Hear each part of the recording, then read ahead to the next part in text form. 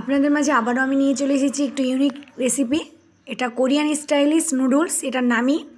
তো এই নুডলসটা হয়তো আমরা বাসায় সেরকমভাবে বানাই না বা বানাতে চেষ্টাও করি না। তো আজকের রেসিপিটি যদি আপনারা ফলো করেন এবং প্রত্যেকটা স্টেপ ধৈর্য সহকারে দেখেন, তাহলে আপনারা বাসায় নিমিষে তৈরি করতে পারবেন এরকম কোরিয়ান স্টাইলিশ নুডলস। তো আসসালামু আলাইকুম ফ্রেন্ডস, কেমন আছেন? আশা করি আমার ভিডিওটি যে যেখান থেকে দেখছেন আল্লাহর রহমতে সুস্থ আছেন এবং ভালো আছেন।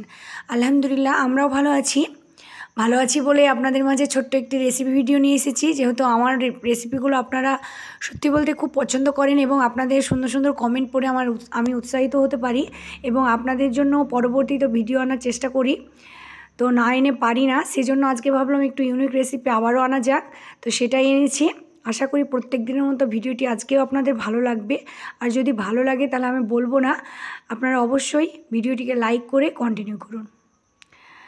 তো আপনাদের হয়তো দেখে বুঝতে পেরেছেন আমি কি করেছি বা কি করব। এটা নুডলস তৈরি করব আমি। এর ভিডিওটি খুব একটি বড় করব না, যেহেতু আপনাদের একেবারে শর্টকাট হিসাবে দেখাবো আর কি।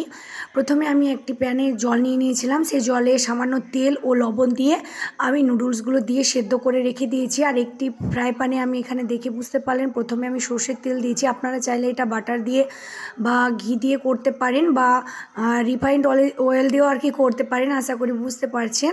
তো তারপরে এখানে আমরা যেহেতু শীতের ওয়েদারে এই রান্নাটি করছি, সেক্ষেত্রে আমাদের কড়াইশুঁটি যে কোনোভাবে পাওয়া যায় অ্যাভেলেবেল। সেক্ষেত্রে আমি এখানে কড়াইশুঁটি অ্যাড করেছি ও এখানে কিউব করে পেঁয়াজটা কেটে রেখেছিলাম, সেই পেঁয়াজকে আমি এখানে দিয়ে দিয়েছি।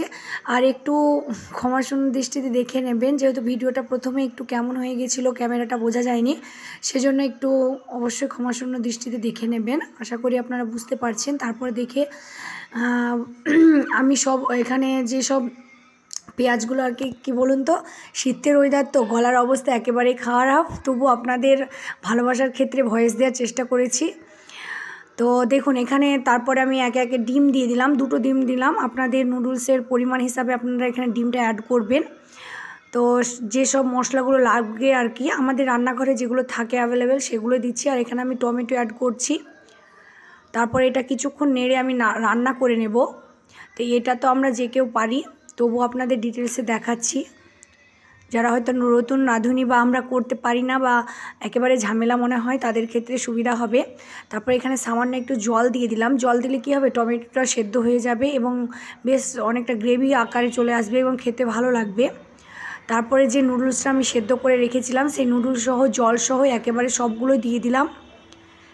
আপনারা চাইলে এখানে জলটা না অ্যাড করতে পারেন। আপনারা যদি ভাবেন এর থেকে একটু আমি ঝরঝরে খাবো, সেক্ষেত্রে আপনারা জলটা কম অ্যাড করবেন। আমি একটু মানে গ্রেভি টাইপসের খাবো, তো এটা আগেই বলেছি কোরিয়ান স্টাইলে রান্না করছি, সেজন্য এইভাবেই রান্না হয় আর কি। আপনারা যদি দেখে থাকেন তাহলে বুঝতে পারবেন কি ওরা এইভাবে রান্না করে। আর এটার নামই হচ্ছে কোরিয়ান স্টাইলিশ নুডলস। তারপর সামান্য একটু স্বাদ মতো লবণ দিয়ে দিলাম। আর এখানে ম্যাগি মশলা দিয়ে দিয়েছি, নুডলস মশলা বলতে পারেন আপনারা। তারপরে এটা দিয়ে আবারও কিছুক্ষণ আমি এটাকে রান্না করে নেব।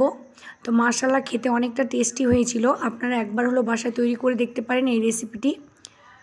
আর রেসিপিটি যদি আপনাদের ভালো লাগে, এতক্ষণ যদি ধৈর্য ধরে আপনারা ভিডিওটি দেখেন, তো অবশ্যই লাইক শেয়ার কমেন্ট করতে ভুলবেন না। আর আজকে যারা হয়তো আমার ভিডিওটি প্রথম দেখছেন, তাদেরকে অনেক ধন্যবাদ। আর যদি ভিডিওটি আমার ভালো লাগে তো অবশ্যই সাবস্ক্রাইব করে আমার পাশেই থাকতে পারেন। আপনাদের জন্য নিত্য নতুন ভিডিও আনার চেষ্টা করব ইনশাল্লাহ। তো দেখুন একেবারে ঝটপট রান্না হয়ে গেল। খুব যে সময় সাপেক্ষ ব্যাপার সেটাও নয়, ঝটপট রান্না হয়ে যাবে। মেহমান আসলে আপনারা এটা পরিবেশন করতে পারবেন। মেহমানের সঙ্গে গল্প করতে করতে এটা রান্না হয়ে যাবে। তো দেখুন আমার রান্না একেবারে শেষ পর্যায়ে। তো মাশাআল্লাহ দেখে বুঝতে পারছেন কমপ্লিট আমার রান্না। তো আশা করি আজকের রেসিপিটিও আপনাদের প্রত্যেক দিনের মতো ভালো লেগেছে। আর যদি ভালো লাগে তো অবশ্যই লাইক শেয়ার কমেন্ট করতে ভুলবেন না যেন। ততক্ষণ সুস্থ থাকবেন, ভালো থাকবেন। আসসালামু আলাইকুম।